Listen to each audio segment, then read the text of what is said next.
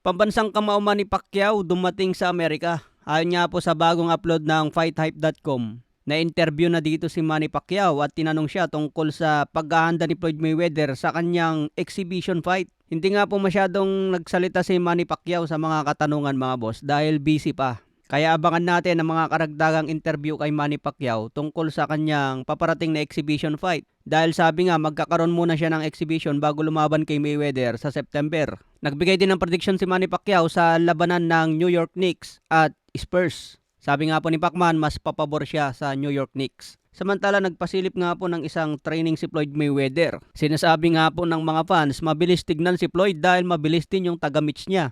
Hindi naman daw kasi full extension ang kamay ni Mayweather pag bumabato sa mitt dahil sinasalubong ito ng taga-mitts niya mismo mga boss. Kaya mukhang mabilis. So noon pa man nung prime ni Mayweather, ganyan na talaga yan mga boss. Hindi katulad kay Manny Pacquiao na full extension ang kamay kapag bumibitaw ng suntok. Kailangan mabilis ka rin kapag minimits mo si Mayweather. Kailangan din kabisado yung mga galawan ni Floyd. Ang pinaghahandaan po ni Floyd Mayweather dyan, hindi si Manny Pacquiao kundi yung paparating niyang exhibition kay Zambidis. Pero syempre, warm up na rin yan para sa mas matinding training niya laban kay Manny Pacquiao. Sigurado kakaibang training method ang gagawin kay Mayweather kung si Pacman ng kaharap. Sa iba pang balita, promoter ng Matchroom na si Eddie Hearn, binunyag nga po na 5 times daw ang in-offer kay Shakur Stevenson. Kung baga si Eddie Hearn, kaya nilang bayaran si Shakur Stevenson ng 5 million. Pero ang in-offer daw sa kanya ng Zuffa Boxing, 5 times na mas malaki. Kaya pwedeng umabot ng 25 million. Kaya pumirma raw si Shakur Stevenson dahil sa laki po ng offer.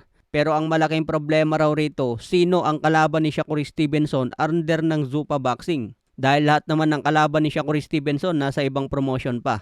Kaya kahit malaki raw ang bayad kay Shakur Stevenson sa pagpirma sa Zuffa Boxing, hindi naman na siya mabibigyan ng quality ng kalaban. Pero malay natin mga boss, yung mga kilalang boksingero ngayon, baka lilipat din sa Zuffa Boxing. Lalo na kung malaki ang bigayan mga boss, siyempre mga boxer yan, gusto nila malaki din ang kikitain. Kaya abangan natin kung sino ang itapat kay Shakur Stevenson. May balita nga na posibleng pipirma na rin si Devin Haney at Teofimo Lopez sa Zuffa Boxing. Sinasabi din na si Vasily Lomachenko mukhang nililigawan ng Zuffa Boxing sa kanyang muling pagbabalik. Kung mangyari ito, Zuffa Boxing si Lomachenko, baka posibleng matapat na siya kay Magsayo sa lightweight division. Ano sa tingin nyo mga boss kung sakali magtapat si Loma at Magsayo? Sa ibang banda, Quadro Onas, workout na nga po sa Japan mga boss. Siguro mamayang gabi pa ang open workout ni Luis Nery.